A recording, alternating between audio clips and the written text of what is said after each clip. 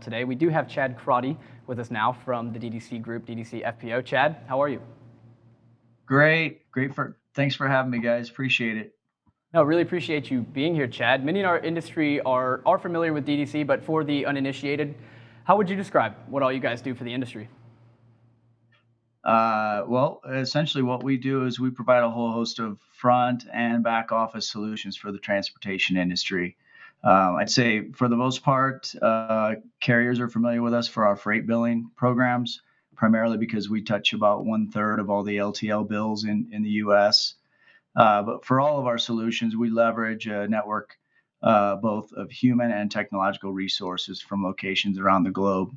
So today we have about 5,000 team members spread across Europe, Southeast Asia, and North America. But primarily what we do is we provide and improve operational and financial performance for our partners. Chad, that's a huge team, 5,000 spread out across the globe. Tell me a little bit about one of the newest services you guys rolled out, something to do with IT outsourcing. We spoke about it there at the beginning. Tell me more about it. Absolutely. So basically, what it is really is a suite of services geared around providing flexibility and scalability with various IT projects. So we support short-term, long-term, and ongoing projects regarding systems development, database development, software integrations, and a wide variety of programming skills as well. So basically, whatever the IT skill requirement, we either have it in-house today or we'll recruit for it. And we'll work closely with each partner to identify the best resources for their IT goals so they can hit their timeline requirements and their financial targets. Chad, you said that you guys are pretty well known and saturated in the carrier market. Is this new service being aimed at carriers? And if it's not, who all is this being aimed at? I'd say primarily yes. Carriers and 3PLs is our target audience for this. Absolutely. And what was kind of the driving force that brought this to market? Where was the demand coming from? Well, I think we can all agree that the demand for IT support continues to grow exponentially each year. There's several studies to support that. In fact, the Bureau of Labor Statistics reported that demands for jobs in tech will grow by 500,000 over the next 10 years. So it provides a real challenge for companies whose core business is not IT, like transportation companies, as an example.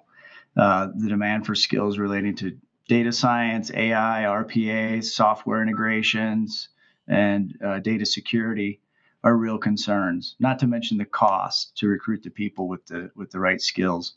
So, as an example, what I always go back to is you have a lot of carriers that are using legacy systems like the IBM AS400 system. That system's been around for 30 plus years. Not a whole lot of change there. There's been no need to change it, but you still have people that have to do the programming and the maintenance and fixing bugs and things like that. A lot of the people that they have doing programming on those systems have been doing this for their entire career, so they're either close to retirement or are retiring. So for us it was a kind of a no-brainer because the carriers don't seem to be making a change to moving away from that technology. So maybe it would make sense to supply the resources they need to help fix those bugs and do the maintenance and things like that. Chad, our industry, especially with carriers, is going through, a digitization, an evolution, modernization in many cases. Have you seen, as COVID accelerated that shift, and has it been a boon for you guys? Absolutely. Historically speaking, a lot of what we do is front and back office type work. We've seen a huge spike in volume. A lot of our business is transactional. So if we're doing billing, as an example, we've benefited from that spike in e-commerce, from that sheer volume increase. So we've had to bulk up our staff to support that. And then the needs with carriers and 3PLs for IT projects, whether it's a short-term project or they need a scale to take on additional projects. We can help support that as well. So we've definitely seen some changes on all fronts. And Chad, what should we expect from DDC FPO and the DDC group moving forward throughout the end of the year?